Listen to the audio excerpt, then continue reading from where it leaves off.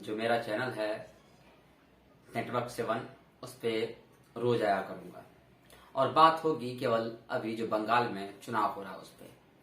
तो बंगाल में अब तक 5 चरणों का चुनाव हो चुका है, जिनमें 180 सीटों पर मतदान हो चुका है और ये 180 सीटें ऐसी थी जो कि ग्रामीण इलाकों की ज्यादा थी और इन इलाकों में बीजेपी का दबदबा था।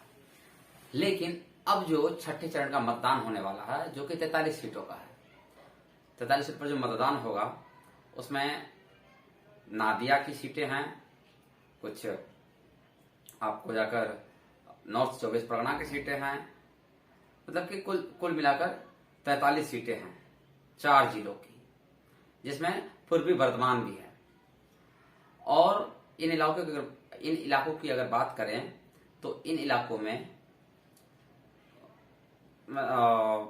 जो मुस्लिम मतदाता हैं उनकी संख्या काफी अच्छी है और उसके बाद जो भी मतदाता बचते हैं वो SC ST हैं या फिर आदिवासी हैं, मतलब वही अनुसूचित जाति या अनुसूचित जनजाति। लेकिन जो आदिवासी वाला एरिया है वो कहीं ना कहीं बीजेपी के साथ खड़ा नजर आ रहा है। हम बात आज इस पे नहीं करेंगे, ये तो मैंने आपको कुछ जानकारी दी, लेकिन बात आज होगी जो ये हाय तौबा मची हुई है बंगाल को लेकर और कहा जा रहा है कि नहीं जो चुनाव है उसको छोटा किया जाए। लगातार ममता बनर्जी आवाज उठा रही हैं, यहाँ तक कि राहुल गांधी ने अपनी रैली को रद्द कर दिया है और ये अब ये नैतिक दबाव बनाया जा रहा है प्रधानमंत्री और बीजेपी पे कि आप भी अपनी रैलियों को छोटा कीजिए। लेकिन मैं आपको कुछ और तथ्य देना चाहता हूँ। 25 जून याद कीजिए, जिस समय बिहार में चुनाव हो रहा था उस समय कोरोना अपने पीक पर था। 25 जून 2020 को बिहार में चुनाव आयोग की मीटिंग होती है जिसमें 9 पार्टियों के नेता हिस्सा लेते हैं। इसमें कौन कौन नेता थे? बीजेपी की तरफ से कुछ नेता गए थे, जेडीयू की तरफ से कुछ नेता गए थे, आरजेडी की तरफ से मनोज झा गए थे, सीपीएम के सीताराम येचुरी गए थे। उसके बाद उस समय जो आरएलएसपी थी जो उस समय महागठबंधन के साथ थी, उनके नेता उपेंद्र कुशवाहा गए थे, जीताराम मांझी गए थे, कांग्रेस के नेता गए थे। जब चुनाव आयोग ने यह प्रस्ताव दिया कि क्या बिहार में डिजिटल तरीके से चुनाव प्रचार को कराया जाए तो कैसा रहेगा, इस पर केवल और केवल नीतीश कुमार की पार्टी जेडीयू और बीजेपी ने कहा कि हाँ मुझे कोई दिक्कत नहीं है, हम डिजिटल प्रचार कर लेंगे। लेकिन उसके बाद जो अन्य 7 पार्टियां थी उन्होंने इसका सीधा विरोध किया, कहा नहीं नहीं इसे तो हम हार जाएंगे और ऐसे में हम जनता तक पहुंच नहीं बना पाएंगे अपना। जब बात ये हुई कि हम अपनी पहुंच जनता तक नहीं बना पाएंगे तो फिर चुनाव आयोग को झुकना पड़ा। लेकिन जिस समय बंगाल के चुनाव का ऐलान हुआ कुल मिलाकर जनवरी का मार्च का, मैं अगर सही हूं तो मार्च का पहला सप्ताह था जिस समय चुनाव आयोग ने बंगाल के चुनाव का ऐलान किया। जब बंगाल के चुनाव का ऐलान होता तो उस समय ऐसा लग रहा था देश में कि कोरोना अपने सबसे निचले स्तर पर पहुंचेगा और हम लोगों ने कोरोना पर विजय पा लिया। लेकिन हुआ क्या?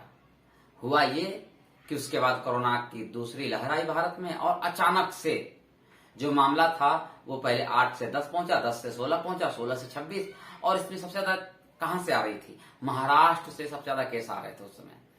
लेकिन अभी तो कुल मिलाकर सभी राज्यों की हालत खराब है, जिसमें सबसे ज्यादा महाराष्ट्र है, उसके बाद उत्तर प्रदेश, उसके बाद अगर शहर के साथ देखा जाए तो महाराष्ट्र के बाद दिल्ली की हालत सबसे खराब है। बिहार भी उसी में है, बिहार में भी स्थिति कुछ अच्छी नहीं है, वहां पे नीतीश कुमार हाथ खड़े कर दिए ऐसा लग रहा है। और दिल्ली में तो खैर कहना ही क्या। तो खैर ये तो मुद्दा अलग है, हम बात करते हैं बंगाल पे। तो ये बात हुई, तो अब क्या हो रहा है कि जो अभी तक 5 चरणों का चुनाव हुआ है उसमें बीजेपी लीड लेती नजर आ रही है। जो ग्राउंड रिपोर्ट आ रहे हैं, जो रपटे आ रही हैं बंगाल से, जो जमीनी रपटे हैं, जो पत्रकार वहां पे लगातार काम कर रहे हैं। जब मैं भी खुद था वहां पे 1 महीने, मैं खुद बंगाल रहकर आया हूं 1 महीने और दूसरे चरण की वोटिंग तक मैं वही था। कुछ जो स्वास्थ्य के कारण थे, स्वास्थ्य थोड़ा सा गड़बड़ाया तो मैं फिर दिल्ली चला आया और ऑफिस में काम करने लगा। जब मैं गया और मैं वहां देखा तो ये पहली बार लग रहा था। मैं आपको बता दूं कि 2017 में जो उत्तर प्रदेश में लहर देखने को नहीं मिल रही थी बीजेपी के लिए, लेकिन बीजेपी क्या होता है, बीजेपी वहां 325 सीट गठबंधन के साथ जीत कर आती है। लेकिन बंगाल में तो साफ लहर दिखाई दे रहा है। यहां तक कि मैं ममता बनर्जी की जो सीट है जहां से शुभेंदु अधिकारी और ममता बनर्जी फाइट कर रहे हैं, नंदीग्राम, मैं वहां पे 6 दिनों तक था लगातार। जब मैं वहां पे मुस्लिम मतदाताओं से बात कर रहा था तो वो लोग सीधा ममता बनर्जी का नाम ले रहे थे। तो मैं फिर सोचा क्यों ना फिर चला जाए हिंदू बेल्ट में, पूछा जाए, जाना जाए और देखा जाए कि हिंदू किस तरफ जा रहा है। आपको विश्वास नहीं होगा, वहां के हिंदू 90% से ज्यादा शुभेंदु अधिकारी के साथ खड़े नजर आ रहे थे और लगातार ये बोल रहे थे कि हम तो शुभेंदु अधिकारी को ही देंगे। वही जब उनसे कैमरा पे पूछते तो वो कुछ नहीं बोलते थे। तो ये थी बंगाल की स्थिति। अब हो क्या रहा, 5 चरणों का चुनाव में बीजेपी जीतती नजर आ रही है। वो अपने बहुमत के आसपास तो पहुंच चुकी है, उसे 15 या 20 सीट के आसपास कम होगी बहुमत से, लेकिन कुल मिलाकर 125 से 130 के पास बीजेपी इन 5 चरणों में पहुंच चुकी है। अब जो 6ठा चरण और 7वां चरण और 8वें चरण में जो वोट होना है, अगर मैं उसका कुछ आंकड़ा बता दूं आपको, तो 2016 में जो विधानसभा चुनाव हुआ था इन 114 सीटों पर, उसमें बीजेपी 1 सीट जीत पाई थी।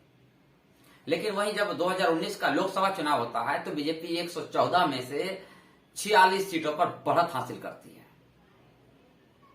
तो ये आंकड़ा आप देखिए, आपको ये चौंकाने वाला आंकड़ा लग रहा होगा, मैं आपको बता रहा हूं।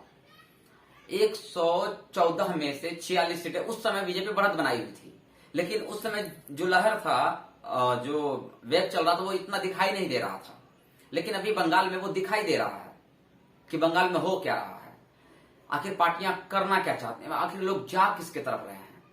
तो कारण यहाँ पे क्या है कि कारण बीजेपी जीतती नजर आ रही है, जिससे कि वहां की विपक्षी पार्टियों में एक हाय तौबा मच गई है। कैसे बीजेपी को रोका जाए, मैं आपको बता दूं कि अगर ये 3 चरणों का चुनाव एक चरण में चुनाव आयोग कराती है तो उसमें क्या होगा, उसमें यह होगा कि जो फोर्स डिप्लॉयमेंट है, जो 30 सीटों पे 40 सीटों पे चुनाव हो रहा है, वो यहां से वहां ले जाया जा रहा है, वो नहीं हो पाएगा। और सभी सीटों पे अगर फोर्स नहीं पहुंचती है, पैरामिलिट्री फोर्स नहीं पहुंचती है, सीआईएसएफ नहीं पहुंचती है या सीआरपीएफ नहीं पहुंचती है, तो इसका सीधा फायदा टीएमसी को मिलता दिखाई दे रहा है। क्यों? क्योंकि फिर टीएमसी अपने गुंडे भिजवाकर बूथों को लुटवाएगी। ये तो देखने को, खैर ये तो मिलता रहा देखने को पिछले चुनाव में। अब 2018 में देखिए क्या हुआ। 2018 के चुनाव में जो पंचायत चुनाव हो रहा था, वहां ये हुआ कि लोगों को वोट डालने तक नहीं दिया गया, और अभी भी वही स्थिति रहती।